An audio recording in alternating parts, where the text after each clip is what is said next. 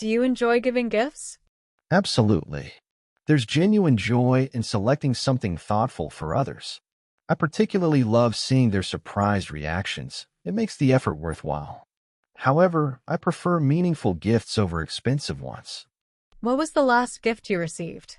My best friend gave me a hand-painted mug for my birthday last month. It had an inside joke we shared printed on it, which made it incredibly special and personal. Is it difficult to choose gifts? It can be challenging if the person is picky or has everything. In such cases, I opt for experiences like concert tickets or a spa day rather than physical items. Do you prefer giving or receiving gifts? While receiving gifts is nice, giving them brings me more satisfaction.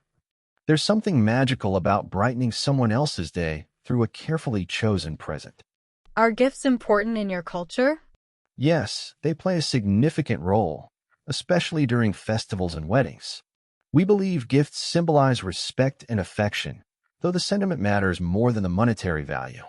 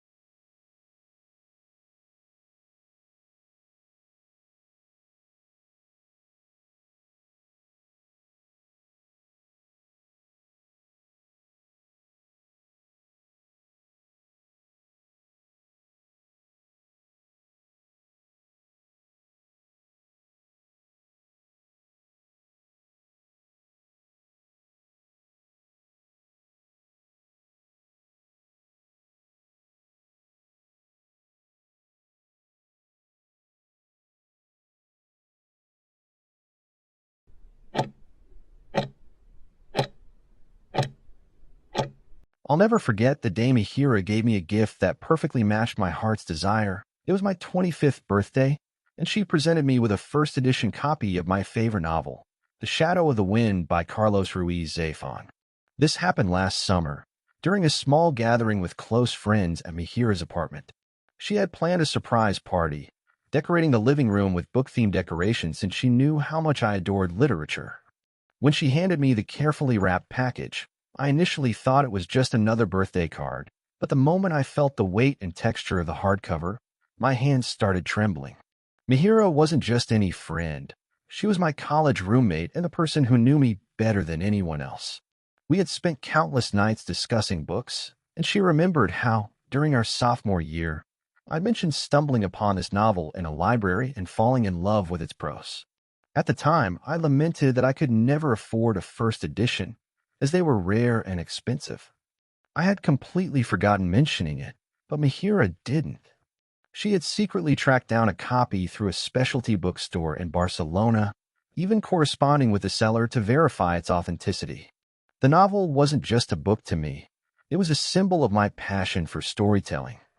The story's themes of love for literature and the magic of books resonated deeply with me, and owning a first edition felt like holding a piece of literary history. What made this gift extraordinary wasn't just the item itself, but the thoughtfulness behind it. Mihiraa had remembered a passing comment I'd made years earlier and went to great lengths to fulfill that wish. The novel's pages smelled faintly of aged paper, and the slightly worn edges suggested it had been cherished by previous owners, adding to its charm. As I flipped through it, I found a handwritten note from Mihiraa tucked inside the front cover, for the person who taught me that stories are the closest thing we have to magic. That note brought tears to my eyes because it reflected how well she understood me. The reason I wanted this particular edition so much was multifaceted.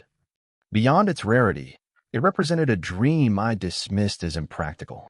I'd always told myself that collecting rare books was a luxury I couldn't justify, but Mihiraa's gift felt like permission to embrace what brought me joy. It also symbolized our friendship, the way she listened to the small, seemingly insignificant details of my life and remembered them years later. Every time I see that book on my shelf, I'm reminded not just of the story inside it, but of the person who gave it to me and the bond we share. Looking back, that birthday was more than just receiving a material possession. It was a moment of being deeply seen and understood. Mihiraa's gift reinforced how powerful thoughtful giving can be. It's not about the price tag, but the meaning behind it. Now, whenever I have a bad day, I take the book down and reread Mihiraa's note, and it instantly lifts my spirits. It's become one of my most treasured possessions, not because it's valuable, but because it encapsulates friendship, memory, and the beauty of unexpected kindness. How have gift-giving traditions changed in your country over the past few decades? The evolution of gift-giving traditions in my country reflects broader societal transformations, particularly in terms of commercialization, globalization, and changing family structures. Traditionally, gifts were primarily exchanged during major festivals and life events, with handmade or practical items like embroidered textiles or homemade sweets being most valued.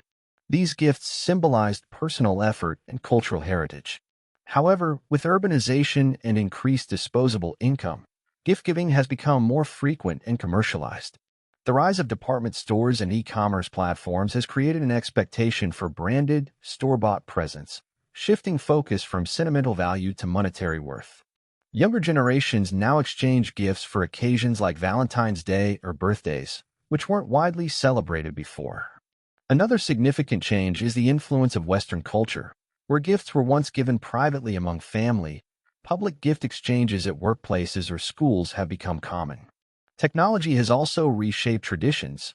Digital gift cards or online wish lists replace physical presents for some, especially among tech-savvy urban dwellers. Despite these changes, core values persist. Elders still prefer symbolic gifts representing good fortune, and corporate gifting maintains etiquette rules tied to hierarchy. The most concerning trend is the environmental impact of excessive packaging and short-lived novelty items, prompting some to revive sustainable gifting practices. Essentially, while globalization has diversified gift-giving occasions and options, the underlying purpose, to strengthen relationships, remains unchanged, albeit expressed through modern mediums. What psychological benefits can giving gifts provide to the giver? The act of giving gifts offers profound psychological rewards that extend far beyond social etiquette. Neuroscientific research reveals that generosity activates the brain's reward system, releasing dopamine and creating a helper's high similar to the joy experienced when receiving gifts. This biochemical response explains why selecting and presenting gifts can elevate mood and reduce stress. On a deeper level, gift-giving satisfies fundamental human needs for competence and relatedness. When we choose a thoughtful present, it reinforces our ability to understand others' desires, competence, while the exchange fosters emotional connections, relatedness. For individuals with low self-esteem, the process can be particularly therapeutic. Successfully pleasing someone else temporarily shifts focus from self-criticism to external validation. The anticipatory phase, imagining the recipient's reaction, also builds positive emotional arousal, which psychologists term savoring. In long-term relationships, reciprocal gift-giving creates a virtuous cycle of mutual appreciation, strengthening attachment bonds through what social scientists call reciprocal altruism. Interestingly, the benefits are most pronounced when gifts are voluntarily given rather than obligatory, as forced giving generates stress instead of joy. Some therapists even prescribe random acts of kindness gift-giving as treatment for depression, as it combats isolation by creating social engagement opportunities. Ultimately, the psychological rewards of giving stem from its unique ability to simultaneously fulfill our needs for purpose, connection, and self-worth. How can inappropriate gift choices damage relationships? Inappropriate gifts can inflict relational harm through multiple psychological and cultural mechanisms, often creating lasting resentment. The most immediate damage comes from perceived disrespect, when a gift blatantly ignores the recipient's tastes, like alcohol for a teetotaler, or life circumstances, baby clothes for someone struggling with infertility. It signals a lack of genuine attention. Such oversights trigger what psychologists call symbolic insult, where the object becomes a metaphor for disregard.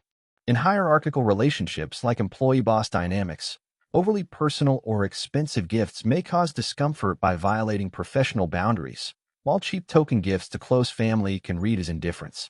Cultural taboos magnify these risks. For instance, giving clocks in Chinese culture, symbolizing death, or leather to Hindu vegetarians demonstrates ignorance of core values. Even well-intentioned practical gifts like household appliances often backfire, as they imply the recipient's current possessions are inadequate. The timing and presentation also matter. Publicly presenting an extravagant gift can embarrass the receiver by creating social debt, while regifting discovered items breaches trust. Unlike verbal conflicts that can be resolved through discussion, inappropriate gifts linger as physical reminders of misunderstanding, making reconciliation harder. Studies on workplace gifting show that nearly 40% of employees report decreased morale after receiving thoughtless corporate gifts. In romantic relationships, poor gift choices are frequently cited in therapy as early signs of emotional disconnection. The damage stems not from the object's monetary value but from its failure to honor the recipient's identity, creating what anthropologists term failed reciprocity, a broken cycle of mutual understanding that relationships fundamentally require. Should expensive gifts be expected in close relationships?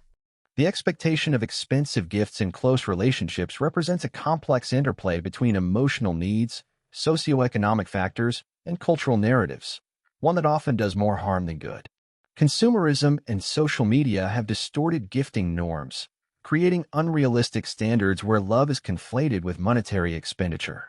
While high-value gifts may temporarily signal commitment, they establish transactional dynamics that undermine genuine intimacy. Psychological studies indicate that recipients of lavish gifts frequently experience anxiety about reciprocity rather than joy, especially when their financial means differ from the givers. This gift stress is particularly acute in romantic relationships, where diamond rings or luxury watches become misguided benchmarks for devotion. Healthy relationships thrive on emotional currency, time, understanding, shared experiences, not material displays. That said, context matters. In cultures where dowry systems persist, or among affluent circles where luxury signifies status, expensive gifts may hold traditional value. However, even in these cases, the focus should remain on intentionality rather than price tags. A middle path exists: meaningful investments in quality items the recipient genuinely needs or values, like a musician's instrument upgrade, differ from ostentatious spending meant to impress. Ultimately, when expensive gifts become obligations, they poison the voluntary spirit of giving. Lasting bonds are better served by creative, personalized gestures that demonstrate deep knowledge of the other person. A handwritten memoir of shared memories or a handcrafted item often holds more emotional weight than store-bought extravagance. The healthiest relationships decouple love from economics, recognizing that the richest gifts, attention, empathy, presence, cannot be priced. How might gift-giving evolve in the future with technological advancements? The future of gift-giving will likely undergo radical transformation through emerging technologies, though the human desire for meaningful connection will preserve core traditions in adapted forms.